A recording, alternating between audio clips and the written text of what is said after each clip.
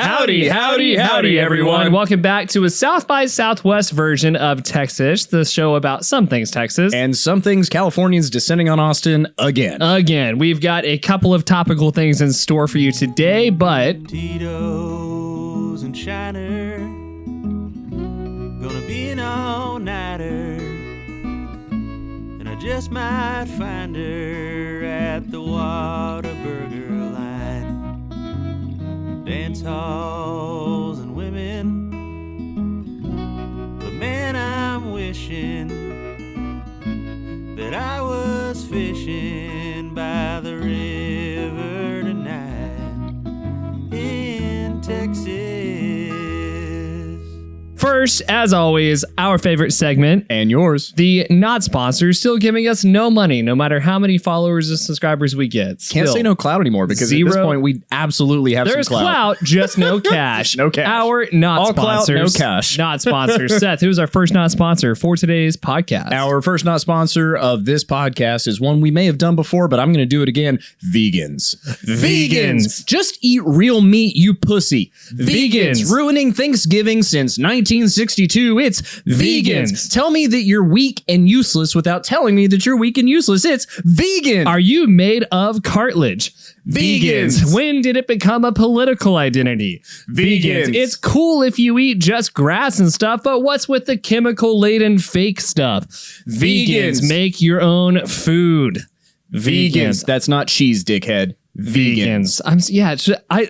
It's like the homies that are vegans that eat just actual food. Totally cool. Totally fine. It's whatever. the vegan meat and the vegan cheese on a level that I can't even. It's like, look, it's not more ethical. It's not better for the environment. You're just stupid. That's all it is. And like, if you have the awareness, or if you have a legitimate, there are people who if they legitimately are like, hey, I just don't want to be that part of this. Whatever. Fine. When you're so aggressive that guys like Robbie Ballinger, who don't give a rat's butt, like a crap at all, switching the term they use because they don't want to be associated with a certain type of characteristic.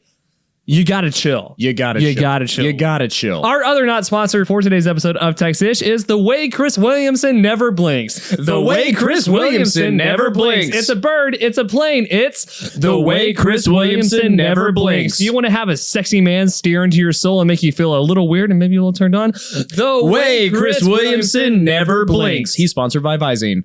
The Way Chris Williamson Never Blinks. Making people feel like their eyes are on fire in 4K since 2022. The way Chris Williamson never blinks. Are you a robot? The way Chris Williamson never blinks. Oh man, I got through most of that without blinking. That was like 30 seconds. I don't know how he does a full podcast. 30 minutes. It's really impressive. He only had David Goggins on his podcast to beat him in a staring competition. And guess what? He won. I know. It's crazy. It's insane. It's that was a multiple $1,000 ordeal just so that he could beat Goggins. He's a do you remember that episode of Parks and Rec when Ben was working in DC for the politician that just he's a sexy version of that. Right, exactly. Like I want him to do things to me, but I also wanted to blink while he does it, and he won't. A little bit. So that's the deal killer. Anyway, do you want to hear about? And that's the only reason Gunnar and Chris Williamson aren't dating. Exactly, the only reason. The one thing stopping us from dating is him not blinking. All right. Want to hear about what happened one time in Texas history? Once upon a time. The day was March 19th, 2016. It was the first attempted shooting at South by Southwest. The first. There had never been an attempted shooting until March 19th, 2016. Gotta love Texas. Here's the quote from KXAT Austin. Gunshots rang out in downtown Austin early this morning at South by Southwest as South by Southwest drew to a close. USA Today reports, according to the Austin Police Department, the shots were fired into the air, a desk pop, at the intersection of 6th Street and Trinity. Everybody just started running, screaming, "Oh my goodness," says witness Sean Smith, who was working as a security guard at a nearby vendor. Thankfully, no one was hurt and suspect was taken into custody, and the gun, the thing that caused the ruckus, was recovered by the police. Now, why do I know that this was a thing? Gunnar, why do you know that this is a thing? Seth. You're welcome. So on March 19th, 2016, I was at South by Southwest on 6th Street with a couple of friends. Sure. And it was really packed. If you've been to South by Southwest, Glad you visited. It's yeah, not very many people. But on this night, there were a lot. And 6th Street was blocked off at, 2 different points. So everyone's really smudged in. And if you've never been to 6th, it's already dirty when it's not South by. So throw in 10 times the amount of people. It's really dirty. Just a can of sweaty It's really sardines. congested. The doors to every single bar are not made for a lot of people going in at once or coming out. We're leaving a bar and you have to kind of scoot. Wait, you drink? Sometimes. Only one guy gives me So you're permission. leaving a bar? Yeah, I'm leaving a bar. I was driving. Okay. I was not driving, but I also wasn't doing very much. Anyway, we're scooting out and I'm scooting with my hands kind of by my side. And my hand just kind of went across something. And in my head, I don't know why, because I hadn't held a gun at that point in about 5 years. I thought that felt like a gun. And then a dude turns to me, lifts up his shirt, points at his gun and says, "You ain't trying to fuck with that gat, homie." I just sort of... And you were like, correct. Well, I just was like, okay. And then my honest response was, okay. And then I just kind of kept walking. My friends, when we get out of earshot, go, "Dude, that guy was going to shoot you." Yeah. So no, I think he was trying to look big to his homies, whatever. I happened to, it's a congested area, whatever. Fast forward 48 hours. I'm in the library studying and my friend sends me that article and goes, "Dude, this is the guy that almost shot you." The guy they arrested was the dude that told me I wasn't trying to mess with that gat. So clearly... Thank the Lord that you were not indeed trying to mess. Well, I mean, I guess this guy was really trying to mess with that gat. Because that's what he ended up shooting. Anyway, so that was the first attempted shooting at South by Southwest. There's been 3 more since. Anyway. Just 3? Yeah, only 3 since 2016. And there wasn't South by Southwest in 2021. So, or 2020, 2021. So anyway, you want to hear about our small town? What's the small town of the week? Our small town of the week is Jamaica Beach, which is a city in Galveston County, Texas. Interesting. It is, as of the 2010 census, the city's population was 983, and it borders Galveston by the east and the west, the East Bay on the north, and the Gulf of Mexico to the south. Prior to its development, Jamaica Beach was a burial ground for the Karanakoa people, meaning it's literally an Indian burial ground. We talk about that a lot in Texas. Yeah, exactly. But that actually is one. That actually is one, meaning it's probably a little haunted. How haunted is it? Enough that only 900 people live there. Wow. So, yeah. How many of them are ghosts? 935. Okay. Johnny Goyen and Eric Gausserin of the Jamaica Corporation developed Jamaica Beach as a 2,000 lot resort subdivision in close proximity to a marina. The individuals were a part of a development effort where Goyen and Gausserin brothers Jack and Welcome Wilson and Bill Sherrill and Jack Valenti, they acquired an area about 320 acres that was owned by the Moody family. An oil business person named R.E. Bob Smith decided not to be a partner in the development, but he purchased the Moody land and sold it to the developers. So he got in on the deal. And yeah, basically they tried to build this big bustling resort community and it failed because people were like, "Oh, cool, the beach." And then they went to Galveston and were like, "Never mind." And that's... We do that a lot. People all the time. All over Texas. I've people had go so to many Galveston coworkers and go, that move to Texas and it'll hit summer and they think, "Oh, I'm going to go to the beach to cool off." They end up at the Galveston seawall like, what? Is this a lake? No. That was the Atlantic Ocean at one point. And then a lot of mud got into it. And now it's no longer swimmable. Now it's not very swimmable. Oh my gosh. Even the fish hate it. I mean, there's not a lot of fish. You go to Galveston and at night you can hear the screams of the fish that turn the wrong way to go to the Gulf of Mexico. And they're just like, why? Yeah. All of the fish that washed up dead in Galveston killed themselves. Yeah, that was a suicide fish. Yeah, it's like the suicide force. Never mind. Who's our badass? I was about to make that joke, and I remember what happened to Logan Paul. Enough on my personality. Already. All right, so our badass of the week Texas bidet of the week is Salvatore Sam Maceo. Now, this is one of our Texas badasses that was not born in Texas, but he does get honorary badass status. He's honorary badass. Okay. And it is because he is almost singularly responsible for the crime wave that hit Galveston, Texas, and running all of the casinos a la Boardwalk Empire in Galveston's golden era. Okay. Okay, so this is pre-hurricane. this is pre-hurricane. This is back when Galveston was supposed to be the New York of when the it was South. going to be the New York of the South. Yeah. And at one point it did look like it was going to be that. I didn't realize there was gambling, so I'm so curious. There was gambling. There was absolutely gambling. Okay. So he was born on March 1st, 1894. Now, he was born in Italy with a couple other brothers. Gotcha. Once they immigrated to America, they ended up in Texas, and they ultimately become racketeers in Galveston. Italians tend to do that. Well, there's a certain I'm not sect of typing. it. I'm just saying. If you're from Sicily and you move to his place and you start a racket, it's not like you're original on that one, guys. So they ended up his whole crime family, the Maceo family, ended up controlling the government and organized crime in Galveston City for almost 30 years. Where's this Taylor Sheridan TV show? Oh, it's gotta happen. Copyright. I am so close to just hauling off and writing a script about all of this. Okay. So this era between the 1920s and 30s is known as Galveston's Open Era. Okay. His organization, often called the Maceo Syndicate or the Maceo Organization, was involved in gambling, prostitution, numbers racket, and bootlegging. Again, mafia stuff. Mafia type stuff. At the height of his power, he controlled both the government and organized crime.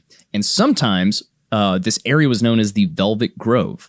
Okay. Sam held considerable criminal and political influence all over Southeast Texas and expanded the entire empire throughout the state because of Prohibition. Yep, of course. So here's kind of what happens. He's born in Palermo, Sicily to his parents. He has three brothers, one of whom, Rosario, Rose Vincent, ends up moving with him and becoming a big part of the racketeering stuff. Once they end up in Galveston, Prohibition takes hold, and Sam and Rose begin to give gifts of wine that they were able to smuggle from Italy to their customers. They just ran a grocery store, essentially. Yeah. As their customers became more interested in the liquor, they gradually became serious bootleggers. All right. As you often do. Yeah. I'm getting Lawless. I'm getting Tom Hardy vibes. Yeah. That maybe a little cleaner and smoother. Right. They were Italian instead of whatever Tom Hardy was in that movie. Appalachian trash. But I'm a Bonder. We don't take crown. Nobody. So Maceo allies himself with local gang leader and power broker Ollie Quinn and opens a speakeasy. Nice. Really popular around Austin, speakeasies. It's really great. You just Google where the speakeasy is and you can... Yeah, you can find it. Super easy. Eventually, Quinn becomes Sam's mentor and associate. He and the brothers opened the Hollywood Dinner Club, the Gulf Coast's most elegant nightclub at the time. Ooh. And Sam's smooth personality quickly made him the face of the nightclub. All right. Quinn gets arrested. Tight. As happens with criminals. With criminal activity. There is a massive Texas Ranger effort to eradicate gambling. Yeah. Right. Well, I mean, the Texas Rangers were started to eradicate Mexicans and mostly gang activity. Right. Yeah. So the arrest of Quinn allows Sam and his brother to gain control over Galveston in its totality. Whoa. So this guy's mentor goes down and he's already got the family set up. Sam's like, I'm ready to go. Yeah. It's in his blood. He just moves in and sets up shop. Sidestep. Wow. So, their other big venture besides the Hollywood was a club and casino called Maceo's Grotto, which opened in 1929. Okay. Maceo soon controlled all of the gambling and prostitution over the city, and their wealth, plus Sam's ability to deal with influential figures, allowed him to exert increasing influence over politics. Okay. So, because all the politicians were coming to their clubs to prostitute and gamble and drink, he had sway. He's got a big black book full of, you want this law written? Well, Sherry said that you're into this, and this, and your wife does not know about it. So how about you slide a little bit over me? Do you think, because he's not the only mob, I know you got more stuff, but yeah. Like when mob guys pull the I know this stuff about you on politicians, do you think it's I have information on you, or do you think it's I'm going to withhold what you like? Like, what do you think works? Okay. I think depending on the person, if Andrew Cuomo, it was probably I'm going to stop giving you that young tight stuff, and he was like, crap, I've got to probably something like versus that. Mayor Bloomberg, it was probably like, okay, fine, I'll cooperate. Just don't tell anyone. Don't tell anybody. Yeah, exactly. So he ends up hanging out with all sorts of different crime members. He ends up meeting Al Capone at some point. And eventually he catches narcotics charges in 1937. That's what got him? Well, that's what got him. They accused him of being the mastermind of a nationwide narcotics trafficking scheme, which he was. Yeah. He was released on bail, fought extradition in New York, and ultimately was acquitted in 1942. Dang. He eventually moves to Vegas, and starts like a string of casinos and hotels. Okay. So he moved somewhere where his activity was legal, basically. Yes. Just after the big opening of the Desert Inn, he does die. Aw. In the Balinese room, which continued to operate after his death. What? Until 2008, when it was completely destroyed by Hurricane Ike. No way. Yeah. So, and the last little thing is Sam and Rose transferred controlling interest of most of their empire to a group dominated by the Fertitta family, with investments coming from business interests around the island. Now, you'll recognize the name Fertitta. Yeah. UFC. No. 100%.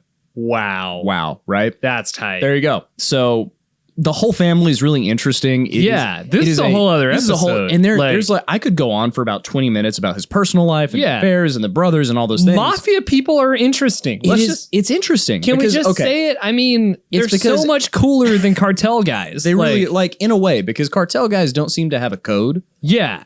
I mean, and for some reason, the code makes the grotesqueness of what mafia people do really interesting. Well, as humans, we're so, like, we've talked about this before. Yeah. We are dual people. Like, we can do obscene, heinous things and go home at night and love our families. And, like, donate to charity. And there's something really interesting about, like, a normal person who tries to live their life well and do good things.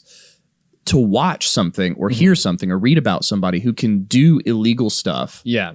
Completely against the grain of what they're used to. Yeah. And be a normal person also. Well, and also I think with mafia people, the stories always do illegal bad things with good intentions.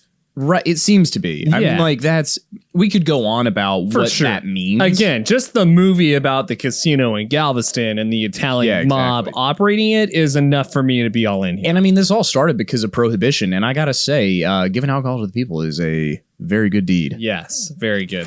Howdy, y'all. Normally, we bring you our not sponsors, but today we are excited to talk about an actual sponsor, Hydrate by Good On Ya. You can go to goodonaorganic.com to get Hydrate, which is an all-organic hydration powder supplement. It contains only natural organic ingredients and no sugar at all. It's made of lemon juice, coconut water, stevia, and organic sea minerals. This is the best hydration product I personally have ever used. I take it every single day when I wake up and after my sauna, and I feel incredible. Completely organic ingredients. A good friend of ours introduced us to this, and I can't go a day without it. So get yourself some Good On Ya. Get yourself hydrated.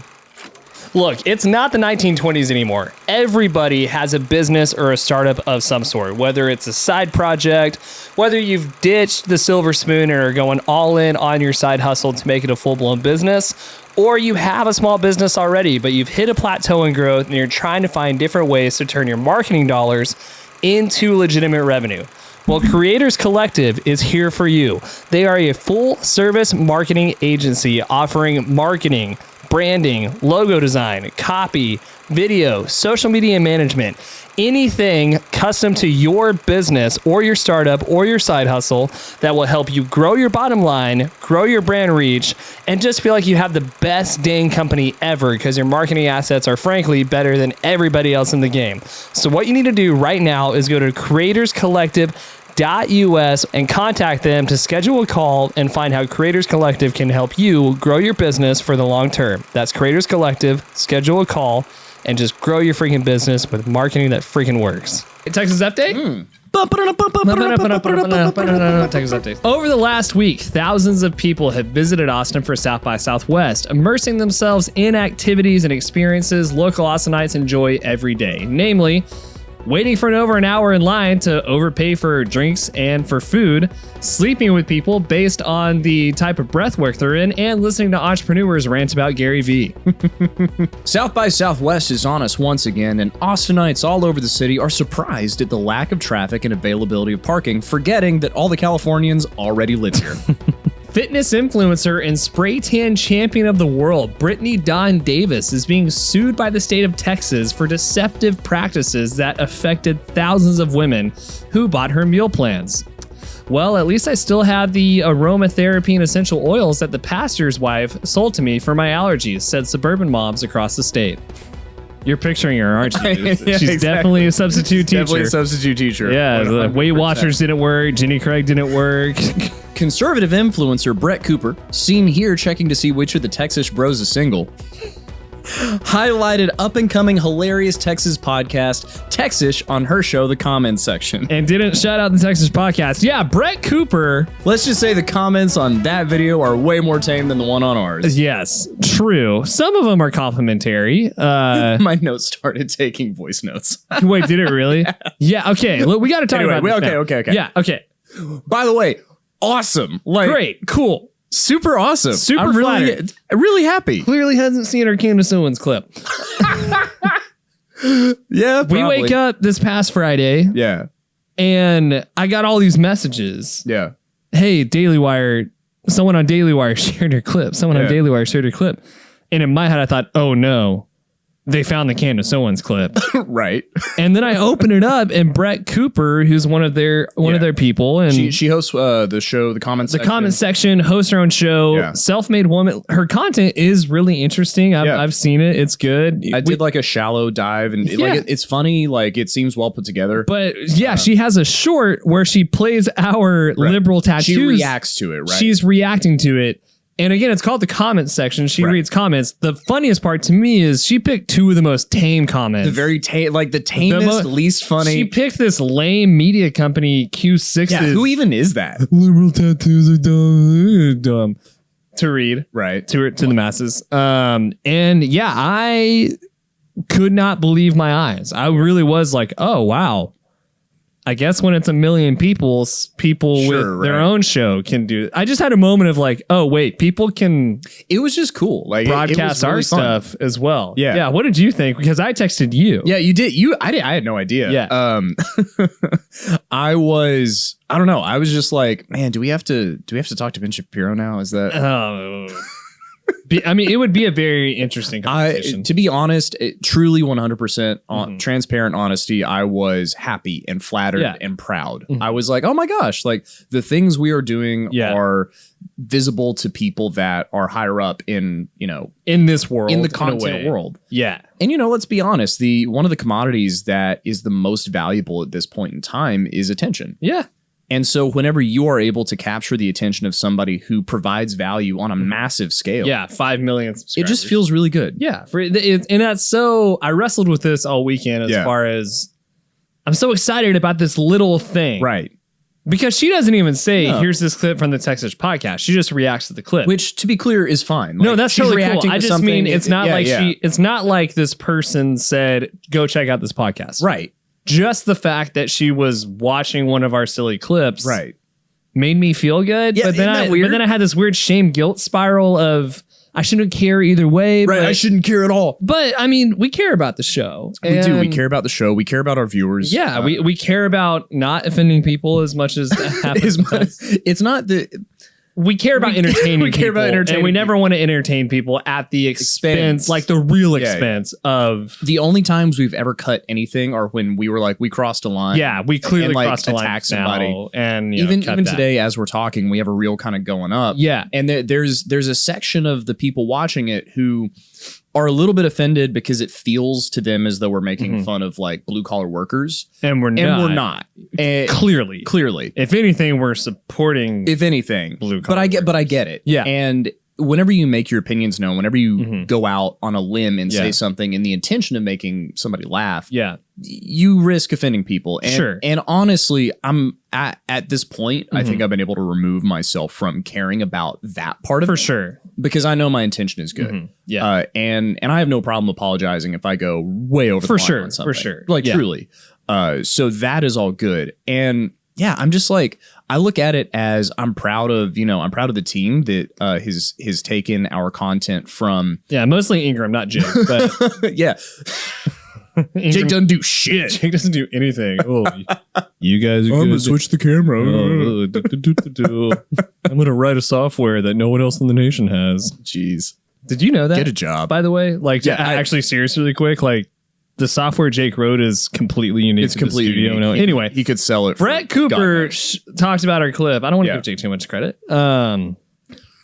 Like, yeah, that was just a really cool moment. That was a really fun And moment while for that, us. so shout out to that. There was a moment where I thought, is Daily Wire going to reach out to us? Because they think we're. Are they about to not do some research and then reach out? It'd be like, hey, you guys are so funny, and then we have to be the ones like, that are hey guys, hey, you should probably watch some other video. watch some. Yeah, I wouldn't even turn it down immediately. Yeah, be like, hey, I would almost be like, I want you to go look at just look at every clip and then come back to us. But very, very flattered. Fair play, any organization would, most organizations would share our stuff in a playful way. Brett Cooper, thank you for sharing our clip. Keep doing what you do. Awesome. Much respect in the media world to what you do.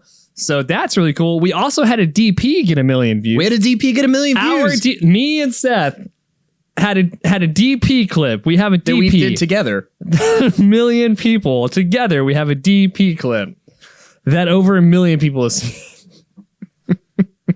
Rarefied air indeed. Yeah, I can't wait to explain this joke to Mom. Anyway, she won't get it. How do you feel about the DP clip? Because that was out of nowhere. That was out of nowhere. And it actually kind of reminded me, what a clip. As far as this game that we have to play a little bit, because we're an entertainment podcast, we do.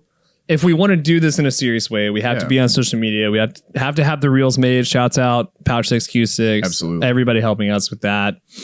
Because that honestly, let's be very honest, the increase in quality of reels has nothing to do with us and everything to do with the team that takes everything we say into this microphone and does stuff with it. Yeah, 100%. But I kind of had lost sight of, well, if a clip doesn't get X amount of views in the first day or two, in my head, I thought, well, that's dead. You know, there goes that opportunity. The Dr. Pepper clip just out of nowhere blew up. And I have no idea why. It almost has as many views as Liberal Tattoos. It might go over. Which is crazy. Which would be insane. So how do you feel about that as far as seeing that happen? I think it's just part of the journey as a content creator, which as much as we rail against, I know I said it, but look, man, that's what we do. As podcasters. As journalists.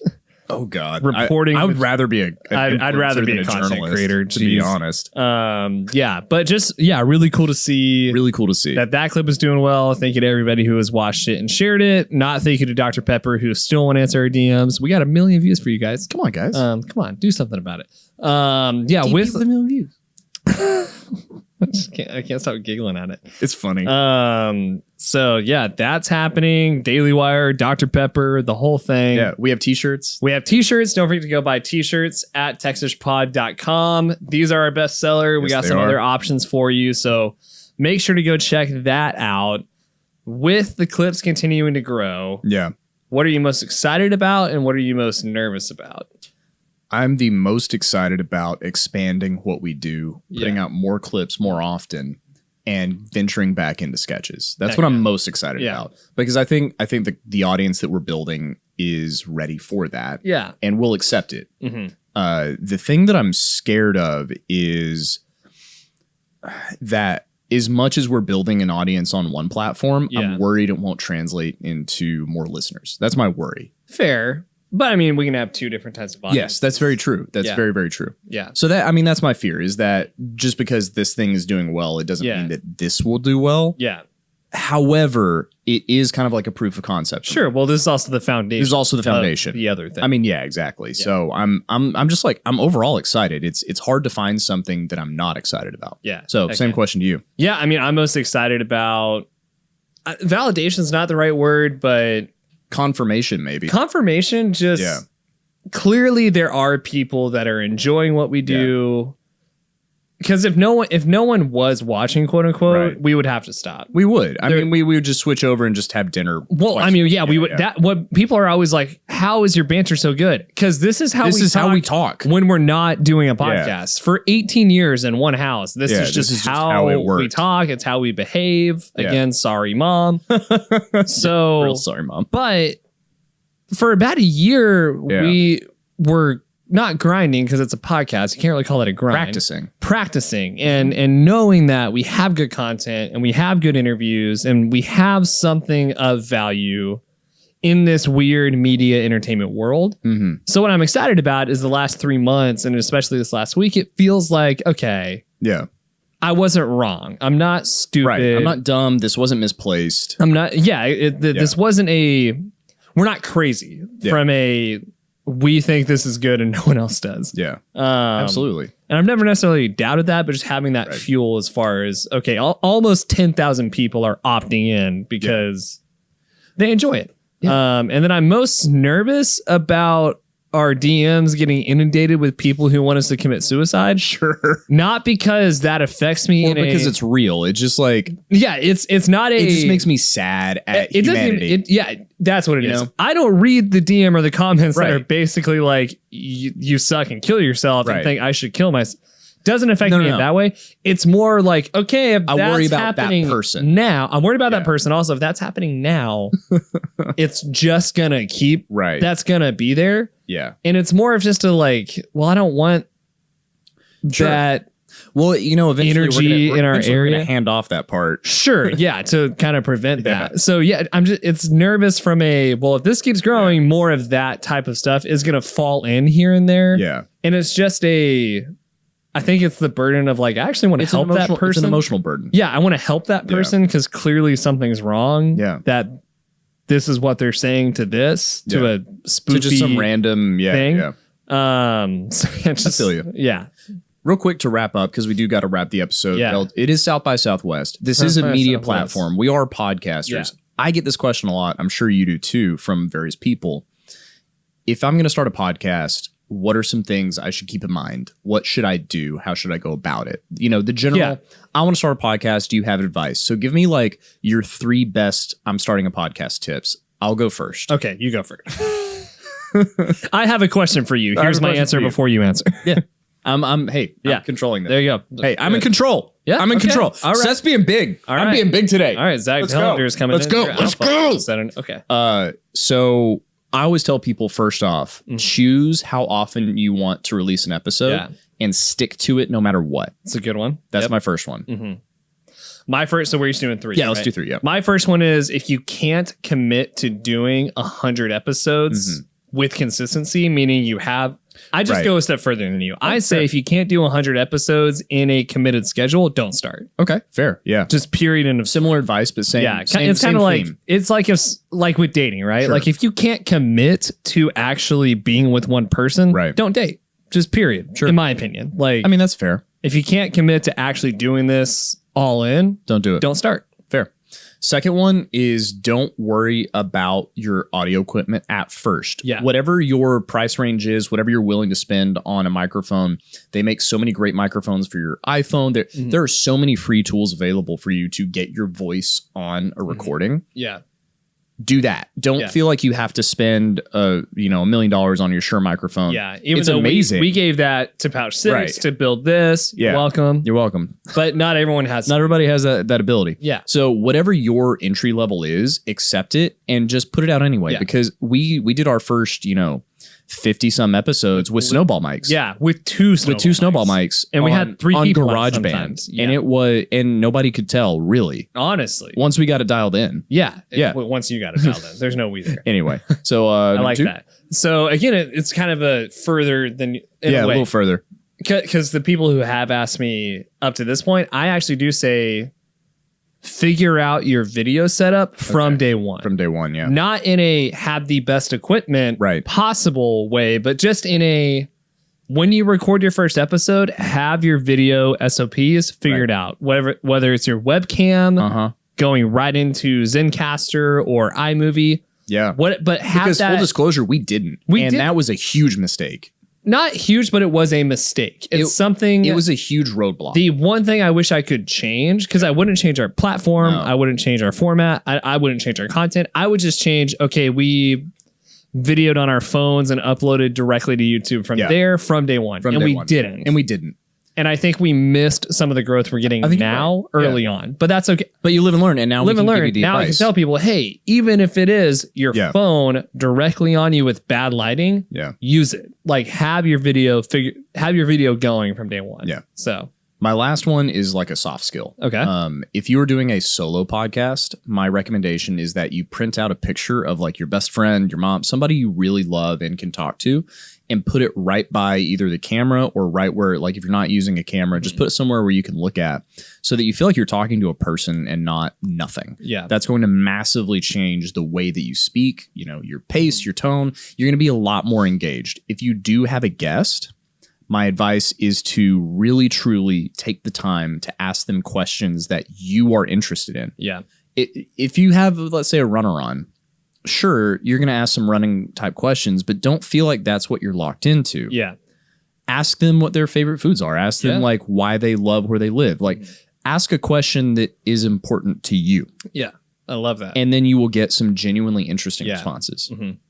Yeah, my last one would be make the show that you want to make, not the show that insert important person in your life here. That you think you should be making. That you think you should be making. If it is the way that the Swedish people make leather chairs and that's all you want to talk about, like do that with everything you got. Yeah. But make the show that you want to make the way you want to make it. Because better or worse, this show is exactly what we want it to be. It's and like as a practical thing. Yeah.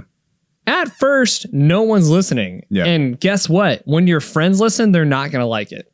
They'll listen a little bit, but they're your friends. They see you all the time. They're your friends. They see you. They don't really want to hear you talking in their car for them. And really, I don't want my friends listening to this because then they get to tell me what they like and don't like. And I'm like, just don't listen. Anyway. Like, yeah, it's going to be easier if you just don't. Family too. Like, just, I'm being honest. Like, you should do what you want to do. No matter what, do what you want to do. Do what you want to do so that the people that actually like it you're start gonna get listening. Weird feedback anyway. Yeah.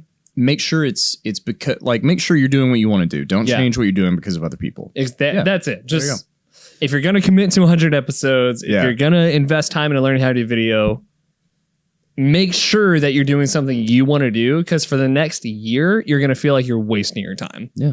So you've got to just commit to like, I do what I want to do. I enjoy this. You heard it here. Heck yeah, that was the South by Southwest Texish panel that nobody asked for, but you got it anyway. So make sure that you subscribe at Texish Pod. Follow us at Texish Pod. Hit up Brett Cooper. Let him know that Seth is heard. Know that Seth is single. And we will see you next week. That age gap, though. Bye, y'all. Howdy, howdy, howdy, everyone. Thank you so much for enjoying this episode of Texish. If you liked it, subscribe. That way, anytime new reels or new episodes come out, you'll be the first one to know. It also, frankly, help us keep doing something that we love. We hope you love it too. If you've been listening for a while or you're a new listener, go to our store at texishpod.com. We've got a couple of t-shirts there. You can see one of them right here. They're really good, really high quality, and frankly, we just think they're the best. So go buy a shirt, make sure you subscribe, and thanks for tuning in. Bye, y'all.